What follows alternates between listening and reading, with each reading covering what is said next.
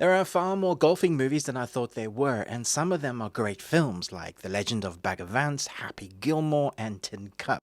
This is the first series that I can think about golf being in a series, but is it worth your time? Let's talk about Stick, the new series from Apple TV. An over-the-hill ex-golfer fired from his job sees hope in coaching a troubled teen prodigy after his wife leaves him, staking his future on the youth's success. Sadly, Owen Wilson does not say wow. Once in this series. My wife and I think that he has a clause in his contract that he never has to say that word again. Wow. When it comes to Owen Wilson, I need to be in the mood for some of his movies, but others are like a warm blanket of joy. You can think about, just check his IMDb page, you'll know what I'm talking about. I am not a golfer either, but I love feel-good sports dramas. However, golf and Owen Wilson gave me reservations. Is this something I really want to give my time to? Well, let me put any worries you may have had aside, because Apple TV has done it again. They know what they're doing when they commission these short drama comedies. Shrinking was a breath of fresh air. Ted Lasso was as well. And I think people will come to love this one because of how real these actors are, or how real these actors portray the characters within this series. This comes from writer Jason Keller, who wrote Ford vs. Ferrari, and it shows. The series manages to balance the drama of relationships with the drama of golf, showcasing the skill required to excel at it and what it takes to mentally be a pro in golf.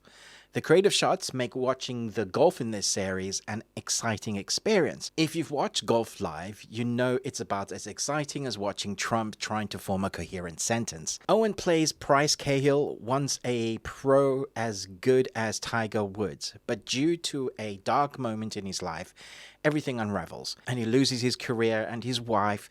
He needs a new lease on life, which is where we meet Santi Wheeler, played by Peter Dager. He's a 17-year-old with daddy issues and an insane talent for golf.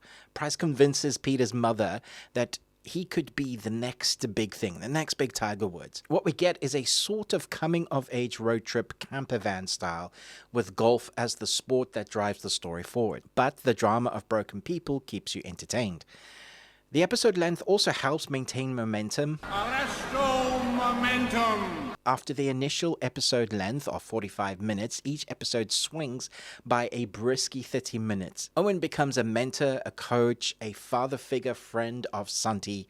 In each of these areas, his character, Price, has a lot to learn. He has to mature, face past hurts, and move on with his life. This could be said about Santi as well. He has issues that he needs to face as well. He has daddy issues. He has daddy wasn't there issues. When I was circumcised, daddy wasn't there to take me to the fair. And when he was there, he was a douchebag. He is immature and he acts emotionally. Then we have Zero, a character I initially disliked but grew to love as the episodes fleshed out her character, played by Lily Kay, who you may recognize from Yellowstone or Your Honor. Her character Zero is in touch with this generation's lingo and beliefs in the worst way possible. Is the sort of person who will degrade you for your decisions backhandedly. You eat meat? Okay. The kind of person who spouts things like down with the patriarchy and says things that my generation probably needs to learn, but because of the way it's delivered or the dialogue lines, that comes across a bit pretentious and instead of genuine. You know, the sort of person who says they are a nomad instead of actually, I'm homeless. She enters the mix and acts as a love interest for Santi. With hormones flying about, this adds an excellent blend of drama. And talking about the drama, we have Mark Maron, who plays Mitz, Price's best friend and caddy for over 30 years, and Elena, played by Mariana Trevino, who is Santi's mother.